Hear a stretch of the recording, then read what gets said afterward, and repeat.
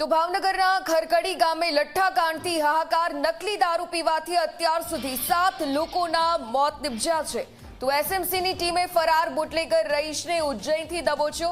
અત્યાર સુધી 21 બુટલેગર સામે પોલીસ ફરિયાદ નોંધાઈ છે। ભાવનગર જિલ્લાના ઘોઘા તાલુકામાં ખરકડી ગામ આવેલું છે, જ્યાં નકલી દારૂ પીવાના લીધે અત્યાર સુધી 7 લોકોના મોત નિપજ્યા છે। 4 દિવસ અગાઉ મિત્રોએ વાડી વિસ્તારમાં દારૂ પાર્ટી કરી હતી અને જે બાદ તેઓ વધુ સમય માટે બેભાન થયા હતા, જેમાંથી એક વ્યક્તિનું ટૂંકી સારવાર દરમિયાન મોત નિપજ્યું હતું। તો નકલી દારૂકાંડમાં એક બાદ એક એમ 7 લોકોના મોત નિપજ્યા છે।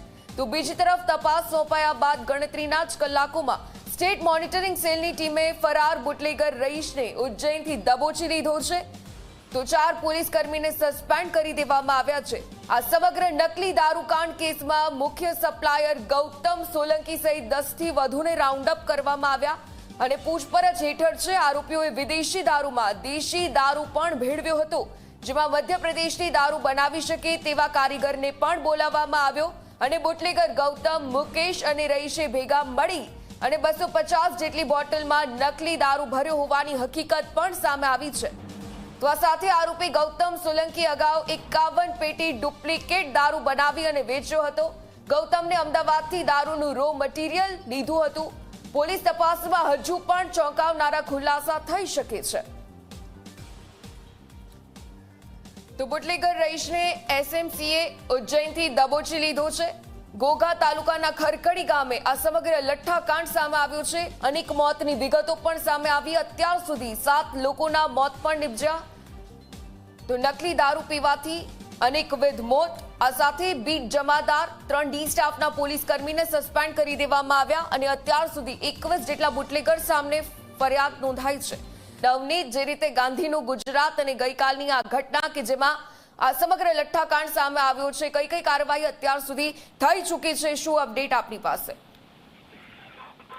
ચોક્કસ ઉર્મિલા, ખાસ કરીને વાત કરીએ તો ગાંધીના ગુજરાતની વાત છે, પરંતુ અહીંયા ગાંધીનું ગુજરાત છે એને જે દારૂબંધીની વાતો છે એ પોકળ સાબિત થઈ રહી છે, કારણ કે ખુલ્લેઆમ દારૂ વેચાઈ રહ્યો છે અને દારૂ પીવાના કારણે અનેક લોકો મોતને ભેટી રહ્યા છે। ત્યારે ભાવનગરની અંદર કથિત સામે આવેલો લઠ્ઠાકાંડ છે એને લઈને અનેક લોકોના મોત થયા છે।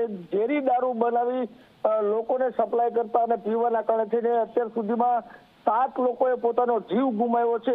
જે રીતના વાત કરીએ તો ગૌતમ સોલંકી, રહીશ અને મુકેશ નામના જે બુટલેગરો હતા એને મોટી રકમ કમાવાની લાલચે મધ્યપ્રદેશથી એક નરેન્દ્ર યાદવ નામના વ્યક્તિને બોલાવી દારૂ બનાવવાનું જે કારખાનું છે ચાલુ કર્યું હતું। ત્યારબાદ અલગ અલગ જગ્યાએ દારૂ સપ્લાય કર્યો હતો। જોકે સૌથી મહત્વની વાત છે કે ગઈકાલ રાત્રિ સુધીમાં જે વ્યક્તિનું નામ છે એ પોલીસ ચોપડે નહોતું, એવા નરેન્દ્ર યાદવ પોતે દારૂ બનાવવામાં સામેલ હોવાનું સામે આવ્યું છે અને જેનું પણ દારૂના ટેસ્ટિંગ બાદ મોત થયાની જે પુષ્ટિ છે એ પોલીસ દ્વારા કરવામાં આવી છે। અત્યાર સુધીમાં કુલ જે 5 લોકોના મોતની પુષ્ટિ થઈ છે, પરંતુ ગઈકાલે રાત્રે વધુ 2 લોકો છે તેના મોત થતા કુલ આંકડો છે એ 7 પર પહોંચ્યો છે। જ્યારે હજુ પણ 21 જેટલા લોકો છે એ ભાવનગરની આ જિલ્લાની આજુબાજુની હોસ્પિટલો છે ત્યાં સારવાર મેળવી રહ્યા છે। જ્યારે જિલ્લાની બહાર સુરતની અંદર પણ સંજય નામના વ્યક્તિ છે કે જે ભાવનગર આવ્યો હતો અને તેણે દારૂ પીતો હતો અને દારૂ પીને પરત સુરત ગયા બાદ તેને સુરતની કોઈ ખાનગી હોસ્પિટલ છે ત્યાં દાખલ કરવામાં આવ્યો હોવાની જે વાત છે સામે આવી રહી છે। એ રીતના જોઈએ તો અત્યાર સુધીમાં જે મોતનો આંકડો છે એ સતત વધી રહ્યો છે। 7 જેટલા લોકો છે હાલ ગંભીર રીતે હોસ્પિટલમાં સારવાર લઈ રહ્યા છે, ત્યારે આ મોતનો આંકડો ક્યાં સુધી પહોંચશે એ નક્કી નથી। ઉર્મિલા, બિલકુલથી આભાર નવનીત વિગતો સાથે જોડાવા બદલ। તો ગુજરાતમાં આમ તો દારૂબંધીનો કાયદો છે, પરંતુ રાજ્યમાં ગેરકાયદેસર દારૂના વેચાણમાં ગુનાઓ નોંધાતા આવ્યા છે।